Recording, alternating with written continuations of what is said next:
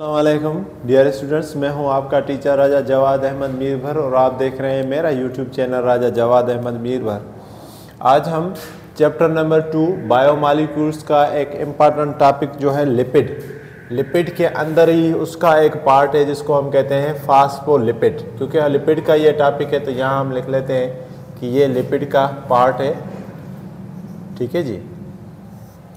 पिछली वीडियोस में हमने लिपिड के बारे में पढ़ा है कि लिपिड जो है जिसमें कार्बन होते हैं, हाइड्रोजन होता है, ऑक्सीजन होता है, लेकिन ऑक्सीजन का जो रेशो है कार्बन के मुकाबले में या कार्बोहाइड्रेट्स के मुकाबले में लिपिड में कम होता है।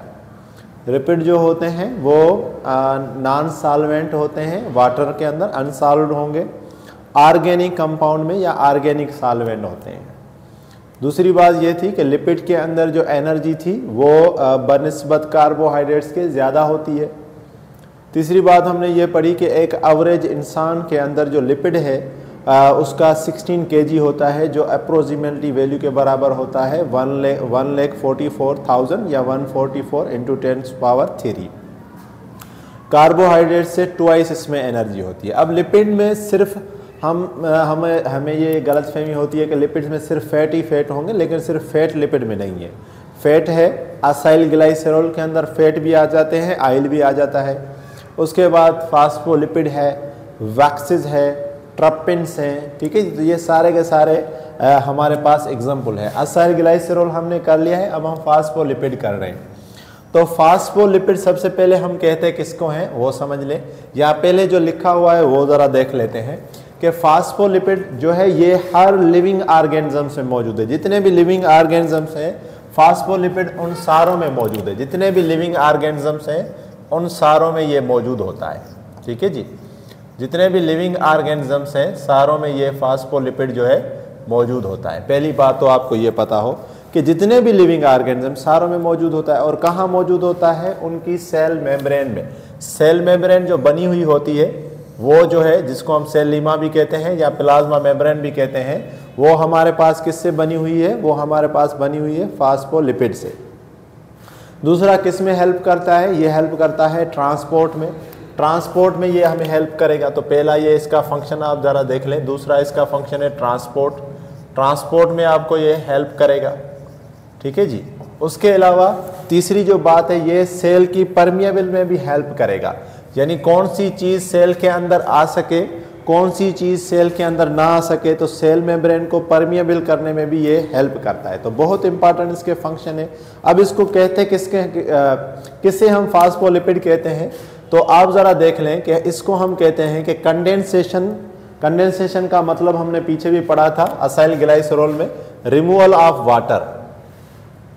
रिमूवल ऑफ वाटर हो जब हम क्या मिलाएं? एक ग्लाइसरॉल को दो फैटी एसिड से। Fa का मतलब यहाँ पर है फैटी एसिड्स। Fa का मतलब क्या है? Fatty acids. यहाँ हमने लिखा भी हुआ है Fa का मतलब है फैटी एसिड। अब पीछे जो हमने असाइल ग्लाइसरॉल पढ़ा था उसमें ग्लाइसरॉल एक ही था, लेकिन फैटी एसिड कितने थे? 3। यहाँ सिर्फ ये है कि फैटी एसिड 2 हो जाएंगे और असाइल ग्लाइसरॉल 1 हो जाएगा। प्लस में एक इसमें है कोलिन। कोलिन किसे कहते हैं? नाइट्रोजिनस कंपाउंड, जिसमें नाइट्रोजन शामिल हो जाए। जिस तरह प्रोटीन था, तो प्रोटीन किससे बना हुआ है? अमाइनो एसिड से। तो अमाइनो एसिड में क्या जो है वो शामिल है? वो है नाइट्रोजन। ऐसा नहीं है कि उसमें कार्बन, हाइड्रोजन, ऑक्सीजन नहीं है, नाइट्रोजन भी है। और उसमें फास्फोर और सल्फर भी रियर होते हैं। तो यहाँ हमें पता चला कि एक जो कोलिन है वो भी इसमें शामिल है और एक अदद इसमें फास्फेट ग्रुप है। फास्फेट का हमारे पास फार्मूला क्या है? PO4। ठीक है जी, वो भी इसमें शामिल है, नाइट्रोजनस कंपाउंड और PO4। अगर PO4 को अगर हम लिखेंगे तो बिल्कुल इस तरह से लिखेंगे। देखें यहाँ पर P है, साइड में जो है चारों तरफ जो है उसके साथ हमने जो बॉन्ड अटैच किया है ऑक्सीजन का, और एक ऑक्सीजन के साथ डबल बॉन्ड वो O जो है फास्फोरस बनाएगा, तो इसको हम कहते हैं PO4। और नाइट्रोजन कंपाउंड्स जो कोलिन है, तो कोलिन हमें किसको कहते हैं? कोलिन बेसिकली उसकी ये चेन जो मैंने नीचे बनाई है आप ज़रा देख सकते हैं कि CH2 के साथ एक और CH2, ये यहाँ सामने भी आप लिख सकते हैं, ऊपर भी लिख सकते हैं, जहाँ भी लिखना चाहें आप लिख सकते हैं, लाजमी नहीं है। यानी इस CH2 को आप यहाँ भी लिख सकते हैं, जहाँ भी आप लिखना चाहें यहाँ भी लिख सकते हैं, नीचे भी लिख सकते हैं, ऊपर भी लिख सकते हैं CH2। और N, और यहाँ पर है CH2 और 3। इसका मतलब है कि 3 और CH2 जो है इसके साथ अटैच है, यानी इनको अगर हम खोल के लिखेंगे तो ये जो CH2 है, यहाँ मैं लिख लेता हूँ पूरे के पूरा कि CH2, ठीक है जी, फिर हमारे पास CH2, फिर हमारे पास N, फिर CH2, फिर CH2 और फिर CH2। तो ये जो फार्मूला है ये हमारे पास है कोलिन का और फास्फेट का। ग्लाइसरॉल का फार्मूला तो हमने पहले ही नोट कर लिया था, मैं दोबारा भी समझा देता हूँ। जब हमने असाइल ग्लाइसरॉल किया था तो एक कार्बन, दूसरा कार्बन, तीसरा कार्बन, 3 कार्बन, 3 कार्बन के राइट साइड पर OH ग्रुप और लेफ्ट साइड पर H ग्रुप और ऊपर एक H, जिसके बीच में जो बॉन्ड है वो बनेगा सेचुरेटेड कार्बन का या सेचुरेटेड बॉन्ड बनेगा, जिसको हम कहेंगे जो है सिंगल बॉन्ड। सिंगल बॉन्ड के साथ यहाँ पर OH है और ये जो है ये है हमारे पास ईस्टर, ये हमारे पास ईस्टर का फार्मूला है, ठीक है जी। जो फैटी एसिड जो हमने बनाया, किस तरह बनाया कि कार्बन यहाँ पर R रेडिकल ग्रुप कोई भी हो सकता है, CH3 हो सकता है, C2H5 कुछ भी हो सकता है, यहाँ पर OH, ऊपर डबल बॉन्ड O, इस तरह यहाँ पर भी R, ऊपर डबल बॉन्ड O और यहाँ पर OH। अब ये जो बॉन्ड बनेगा कंडेंसेशन में, पिछली वीडियो में भी हमने कहा था कि जो ये हमारे पास ग्लाइसरॉल है वो ग्लाइसरॉल सिर्फ अपना H देगा। ग्लाइसरॉल से हम H लेंगे, असाइल ग्लाइसरॉल से, यानी ग्लाइसरॉल से तो हम H लेंगे, लेकिन ईस्टर जो है, ईस्टर से हम क्या लेंगे, OH लेंगे। ईस्टर से हम हाइड्रोक्सिल ग्रुप लेंगे या जिसको हम कहते हैं अल्कोहल। ईस्टर से OH जाएगा, तो यहां से अगर OH चला जाए, यहां से अगर H चला जाए, क्योंकि इसमें 2 है, तो हमारे पास जो रिजल्टेंट बनेगा, यानी यहां से ग्लाइसरॉल 2 फैटी एसिड कोलिन और 1 फास्फेट, तो 2 बनेंगे H2O के, यानी मॉलिक्यूल जो वाटर के बनेंगे वो कितने बनेंगे, 2। तो ग्लाइसरॉल किसको कहते हैं, जहां पर कार्बन कार्बन सिंगल बॉन्ड हो, राइट साइड पर OH हो, लेफ्ट साइड पर H हो। और फैटी एसिड किसको कहते हैं कि कार्बन के साथ डबल बॉन्ड हो O का और R का सिंगल बॉन्ड और OH का सिंगल बॉन्ड, तो इसको हम ईस्टर भी कहते हैं या फैटी एसिड भी कहते हैं। अब हम इसको क्या कहेंगे कि यहां पर तो हो गई चीजें क्लियर, लेकिन उसके बावजूद भी इसके पास जो है कुछ चीजें और हैं। वो क्या है, जैसे यहाँ एक पिक्चर बनी हुई है, तो आप इस पिक्चर को देख सकते हैं कि ये जो ऊपर जो मिला हुआ है आपको, अगर हम इसकी आंखें वांखें शाखें जरा बना लें तो ये समझो कि हेड है। तो इसके 2 एंड होते हैं, एक है, एक को हम कहते हैं हेड, जहां पर कौन सा ग्रुप होता है, PO4 और कोलिन, और दोनों 1-1 में होते हैं। PO4 भी 1 होता है, कोलिन भी 1 होता है।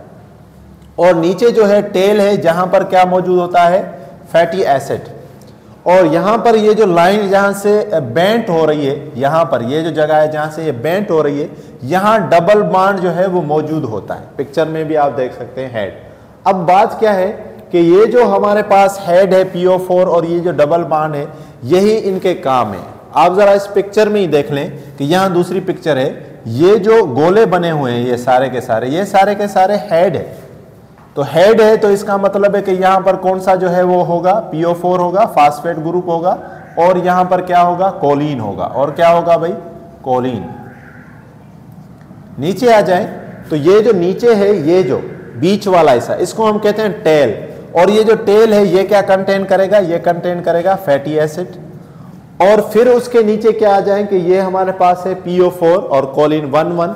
PO4 भी इसमें 1 होगा और कोलिन भी इसमें 1 होगा। फैटी एसिड 2 है, ग्लाइसरॉल 1 है, ठीक है।